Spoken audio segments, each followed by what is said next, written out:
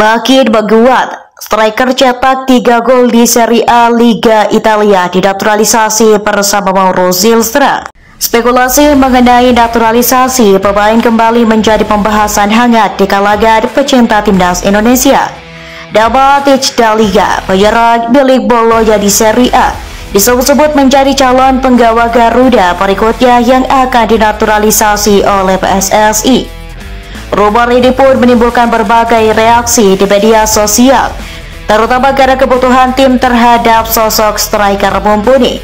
Kabar ini muncul seiring dengan kabar cederanya oleh Romeni, pemain keturunan yang sebelumnya tampil impresif di ajang Piala Presiden. Dengan absennya Romeni, publik menilai Tich Daliga dapat menjadi alternatif penting. Wacana ini memunculkan ekspektasi besar pada proses naturalisasi pemain yang sedang dijajaki oleh PSSI, terutama dalam masa kepemimpinan Erick Thohir. Sosok Daliga dibahas di media sosial potensi dinaturalisasi bersama Mauro Zilstra.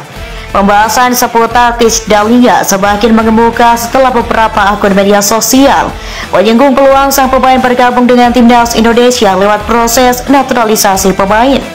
Salah satunya akun @halofuti yang menyebut Daliga akan masuk radar PSSI bersama Mauro Zilstra. Hal ini dinilai menjadi jawaban atas kekosongan lini depan Garuda pasca cedera Romeni. Dalam ulasannya, akun tersebut menyebut bahwa Daliga tampil dalam 31 pertandingan di Serie A musim lalu, mencatatkan 3 gol dan 3 assist. Catatan ini dinilai cukup potensial untuk menjadi tambahan kekuatan bagi timnas Indonesia jika PSSI benar-benar merekrutnya. Namun Erick Thohir belum mengonfirmasi isu ini secara terbuka. Setelah Mauro Zilstra kadang-kadang akan masuk daftar yang akan dinaturalisasi, muncul nama penyerang Bologna Tich Daliga yang diproyeksikan akan masuk timnas Garuda guna menambal lubang yang ditinggalkan oleh Romeni akibat cedera, tulis akun itu. Musim lalu striker berusia 24 tahun ini bermain 31 kali dan mencetak 3 gol 3 assist di Serie A. Erick Thohir enggan berkomentar sebelum proses resmi masuk ke PSSI. Saat diminta tanggapan oleh awak media, Erick Thohir mengambil sikap hati-hati terkait proses naturalisasi pemain. Yang menegaskan bahwa belum ada dokumen formal yang masuk ke PSSI terkait nama Tich Daliga, sehingga belum layak untuk diumumkan ke publik. Langkah ini dilakukan untuk menjaga kredibilitas lembaga jika pada akhirnya proses batal. Pernyataan ini sejalan dengan pendekatan yang telah diterapkan PSSI dalam proses naturalisasi pemain sebelumnya. Menurut Erick, terlalu cepat membocorkan informasi bisa berdampak negatif, termasuk mempermalukan federasi jika terjadi ketidaksesuaian. Oleh karena itu, meskipun antusiasme publik tinggi terhadap timnas Indonesia, ia memilih untuk menunggu perkembangan resmi. Meski belum ada konfirmasi resmi dari PSSI, nama Tich Daliga tetap menjadi bahan diskusi karena reputasinya di Serie A. Sebagai penyerang muda yang aktif di Liga Top Eropa, banyak yang percaya ia bisa memberikan kontribusi besar bagi timnas Indonesia jika proses naturalisasi pemain berjalan lancar. Apalagi Garuda tengah mencari sosok predator tajam untuk laga-laga mendatang. Performa Daliga yang stabil bersama Bologna menjadi nilai tambah dalam bursa spekulasi ini. Dukungan berhadap naturalisasi Daliga pun datang dari berbagai kalangan pengamat yang menginginkan Erick Thohir segera mengambil langkah konkret. Namun hingga kini, kejelasan soal status pemain keturunan itu belum disampaikan ke publik oleh PSSI. Desakan publik melalui media sosial terhadap PSSI untuk segera mengambil tindakan terhadap Tich Daliga tak bisa diabaikan. Banyak netizen dan pengamat sepak bola nasional menganggap proses naturalisasi pemain perlu dipercepat, terutama untuk memperkuat timnas Indonesia di babak kualifikasi Piala Dunia 2026 mendatang. Dalam konteks ini, peran Erick Thohir dianggap sangat krusial. Mereka menilai bahwa Daliga bisa mengisi kekosongan yang ditinggalkan oleh Romeni. Terlebih, mengandalkan penyerang lokal saja belum cukup efektif untuk menghadapi tim-tim kuat seperti Arab Saudi dan Irak. Namun semua kembali pada keputusan internal PSSI yang masih memilih bungkam dalam hal ini. Hati-hati adalah sikap bijak Erick Thohir dalam proses naturalisasi. Ketua Umum PSSI Erick Thohir dalam wawancara di kanal resmi federasi menyampaikan bahwa sebuah proses perekrutan naturalisasi pemain harus melewati tahapan formal. Ia tidak ingin terburu-buru mengumumkan nama dan liga ke publik sebelum adanya kepastian administratif. Capai 469 miliar rupiah, Timnas Indonesia sekarang bukan cuma bikin bangga, tapi juga bikin untung besar. Di balik lonjakan prestasi Garuda di level Asia dan gencarnya perekrutan pemain keturunan kelas Eropa, ada satu fakta mengejutkan. PSSI lewat PT Garuda Sepak Bola Indonesia berhasil meraup lebih dari 469 miliar rupiah dalam 1 tahun terakhir. Dan itu belum semuanya. Dalam 2 tahunan terakhir sejak 2023, total pendapatan mereka tembus 806,5 miliar rupiah. Sebuah rekor yang belum pernah terjadi sebelumnya dalam sejarah sepak bola nasional. Kok bisa? Ternyata semua ini nggak lepas dari kemajuan Timnas Indonesia itu sendiri. Mulai dari performa di lapangan yang makin solid, daya saing internasional yang meningkat, hingga kehadiran pemain naturalisasi grade A seperti Jesus, Kevin Dix, Emil Audero, dan yang terbaru Mauro Zelstra. Bahkan 2 pemain depan lagi disebut sedang disiapkan oleh PSSI, yang artinya skuad Timnas semakin mewah. Dan yang lebih menarik, semakin mewah skuad Timnas, semakin deras arus pendapatan yang masuk. Karena buat jalan ke Piala Dunia, Timnas Indonesia bukan cuma butuh semangat, tapi juga butuh dukungan finansial besar-besaran. Nah, gimana caranya Timnas Indonesia bisa terus menghasilkan duit sambil tetap naik kelas? Apa aja efek dominonya buat sepak bola nasional? Dan siapa yang siap jadi aparel resmi Timnas Indonesia berikutnya menggantikan Erspo? Yuk simak pembahasannya lengkap sampai akhir video ini.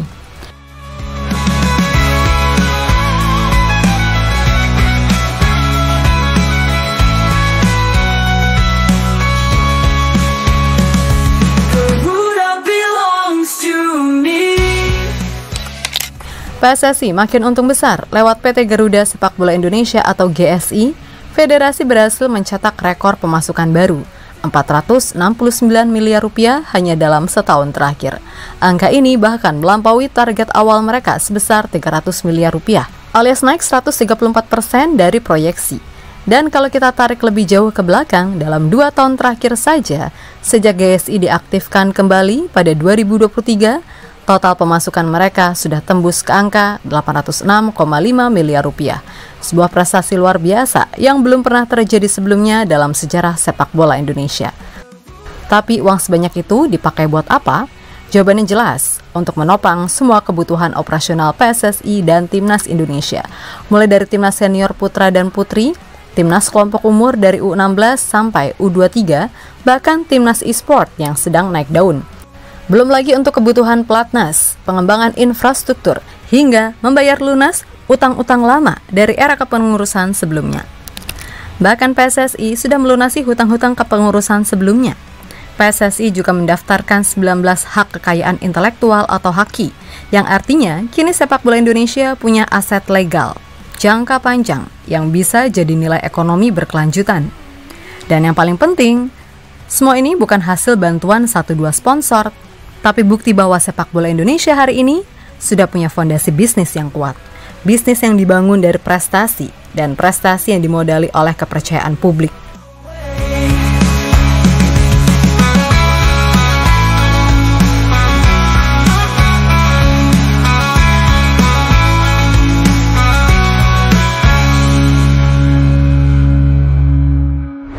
Kebangkitan Timnas Indonesia dalam 2 tahun terakhir bukan terjadi begitu saja. Ini hasil dari proses panjang, strategi berani, dan keputusan penting merekrut pemain-pemain keturunan grade A. Dulu kita cuma jadi penggembira di level Asia. Tapi sekarang, kita sudah berdiri sejajar dengan negara-negara elit Asia. Tembus putaran keempat kualifikasi Piala Dunia 2026, itu bukan pencapaian kecil, itu bukti bahwa Garuda sedang bangkit. Dan salah satu faktor pendorongnya adalah kehadiran para pemain keturunan yang kualitasnya kelas Eropa. Jesus, Ole Rummenigge, Kevin Dix, hingga Emil Audero. Mereka bukan cuma bawa nama, tapi juga bawa mentalitas dan standar permainan baru ke tubuh timnas. Mereka biasa menghadapi pemain top dunia. Mereka terlatih di sistem terbaik, dan sekarang mereka berdiri tegak, pakai lambang Garuda di dada.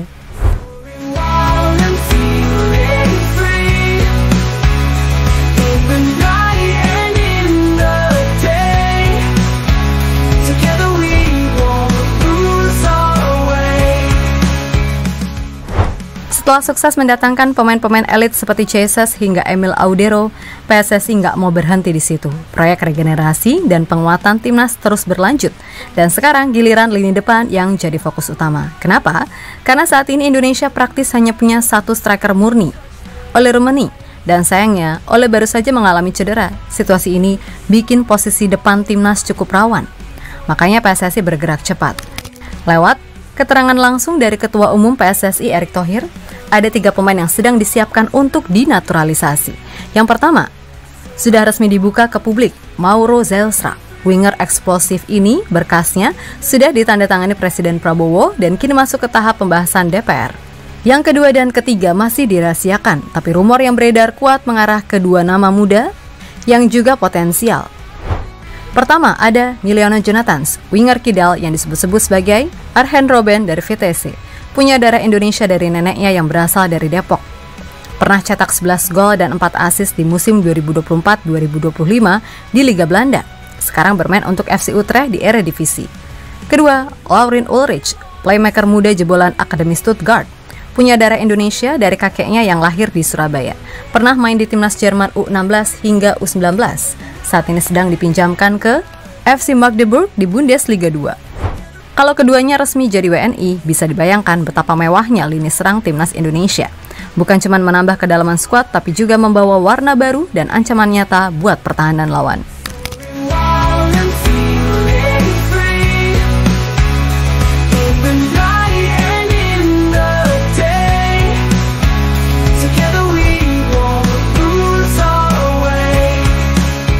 Setiap jersey sepak bola butuh bahan kualitas terbaik untuk dijahit dan menghasilkan kualitas yang diinginkan pasar. Begitupun dengan skuad Garuda, tim asuhan Patrick Kluivert masih butuh ditambal di beberapa posisi. Di lini depan, Coach Patrick masih minim pilihan, belum ada persaingan yang tercipta. Hanya Ole Rummenigge yang jadi satu-satunya penopang. Dan saat ini ia menepi karena insiden cedera, maka buyar semuanya. Namun di balik cederanya Ole, pelajaran berharga yang akhirnya diambil oleh PSSI adalah mencari pemain kunci serta menambah persaingan di lini depan. Nah, dalam hal ini, wajar jika publik tanah air sangat menanti-nanti. Wajar saja, PSSI menyebut sedang memproses 2 penyerang sekaligus selain Mauro Zylstra. Sesuatu yang membuat penasaran, apalagi ternyata dalam proses membutuhkan sosok penting dan orang terdekat, seperti orang tua. Pemain yang hampir bisa dipastikan adalah Miliano Jonathans. Namun selain dia, banyak yang masih berkemungkinan. So, mari kita lihat bagaimana gambaran jika mereka masuk ke line up timnas dalam video berikut ini.